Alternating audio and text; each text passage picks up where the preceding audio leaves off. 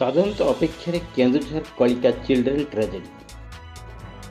কেন্দুঝর জেলা হাটড়ি ব্লক বড়িহারিপল্লী পঞ্চায়েত আতুরিকଣା ডিহসাଇ কলিকা ক্রেচ সেন্টর শিশু মৃত্যু ঘটনার তদন্ত নিবেদন কলে পরিবার লোকে। এপরি দুর্ঘটনা ଆଉ ନ ଘଟୁ ସେଥିପାଇଁ ସରକାର ବିହିତ ପଦକ୍ଷେପ ନେବାକୁ ଅନୁରୋଧ କରିଛନ୍ତି ପରିବାର ଲୋକେ। ଏଠାରେ ବେଆଇନ ମୋରମ ଖଣି ପୋଖରୀରେ ବୁଡ଼ି ମୃତ୍ୟୁବରଣ କରିଥିବା 3 ଶିଶୁଙ୍କ ଅକାଳ ବିୟୋଗ ଘଟଣାକୁ 10 ଦିନ ପୂରିଥିଲେ ସୁଦ୍ଧା ଦୋଷୀ ବିରୁଦ୍ଧରେ କୌଣସି କାର୍ଯ୍ୟାନୁଷ୍ଠାନ ହୋଇନଥିବା ନେଇ କ୍ଷୋଭ ପ୍ରକାଶ କରିଛନ୍ତି ପରିବାର ଲୋକେ। ସେହିପରି କଳିକା କେନ୍ଦ୍ରକୁ ସବୁଦିନ ପରି ସେଦିନ ଖେଳାଖେଳି ଏବଂ ଖାଇବାକୁ ଆସି ମୋରମ ଖଣି ଗାଡ଼ିଆ ପାଣିରେ ପଡ଼ି ଶିଶୁମାନେ ପ୍ରାଣ ହାରିଥିବା ନେଇ କଳିକା କେନ୍ଦ୍ରର ଘର ମାଲିକ ପ୍ରକାଶ କରିଥିବା ବେଳେ ଶିଶୁମାନେ ଗ୍ରାଜୁଏଟ୍ ହୋଇଥିବା ଆଳ ଦେଖାଇ ପରିଚାଳନା ସଂସ୍ଥା ସିନି ସ୍ୱେଚ୍ଛାସେବୀ ସଂଗଠନ ଦୋଷମୁକ୍ତ ହେବାକୁ ଚେଷ୍ଟା ଚଳାଇଥିବା ଜଣାପଡ଼ିଛି। ଖାତାପତ୍ର ତାଙ୍କ ରେକର୍ଡ଼ ପତ୍ର ଚେକ୍ କଲେ ତାଙ୍କର 36 ମାସ ଜଣଙ୍କର 38 ମାସ। ଏମାନଙ୍କର ନିୟମ 6 ମାସରୁ 33 ମାସ ଭିତରେ ଛୁଆ ରଖିବେ। ତାପରେ ତାଙ୍କ ନାଁ ସବୁ କଟିଯାଇଛି ରେଜିଷ୍ଟରରୁ। ଆଉ ଏଇଆ ତାଙ୍କ ରେକର୍ଡ଼ ଯାହା କହୁଛି। ଆଉ ତେବେ ଆସିଥିଲେ କାହିଁ ସେଠି?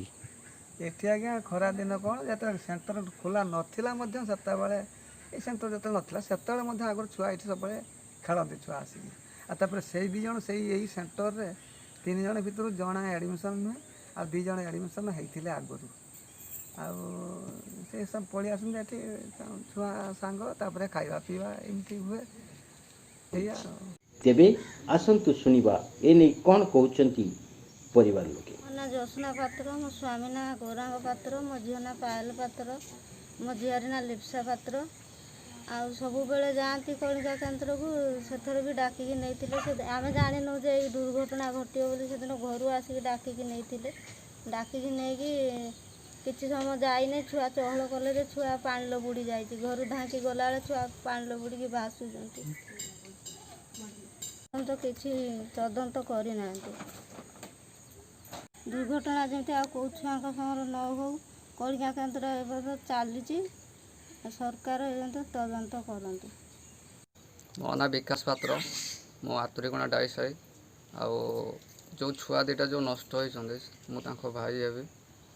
ଆଉ ବାକି ସେଦିନ ସବୁଦିନ ଭଳିଆ ଦିଦିମାନେ ଆସିକି ନେଇକି ଯାଆନ୍ତି। କଳିକା ସେଣ୍ଟରର ଦିଦି 2 ଜଣ ସବୁଦିନ ଭଳିଆ ଆସିକି ନେଇକି ଯାଆନ୍ତି ଛୁଆକୁ। ସେଦିନ ବି ଘରୁ ଆମର ଛୁଆକୁ ନେଇକି ଗଲା ଭିତରେ 10ଟାରୁ 5-10 ଭିତରେ ଘରୁ ନେଇକି ଯାଇଛନ୍ତି। 11:30 ଭିତରେ ଏସବୁ ଘଟଣା ଘଟିଛି।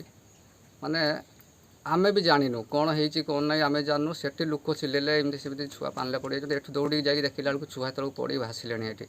ମାନେ ଏଇ 1.5 ଘଣ୍ଟା ଭିତରେ ଏତେ ସବୁ ହେଇଗଲା। ଦିଦିମାନେ ସେଠି କେହି ଜଣେ ନାହାନ୍ତି। ଆମ ଛୁଆକୁ ଆମେ ନିଜେ ସେଠୁ ଟେକିକି ଧରିକି ଆସିକି ମେଡ଼ିକାଲ ପର୍ଯ୍ୟନ୍ତ ନେଇଗଲୁ, ସେ ପର୍ଯ୍ୟନ୍ତ କେହି ଜଣେ ନାହାନ୍ତି ଏଠି।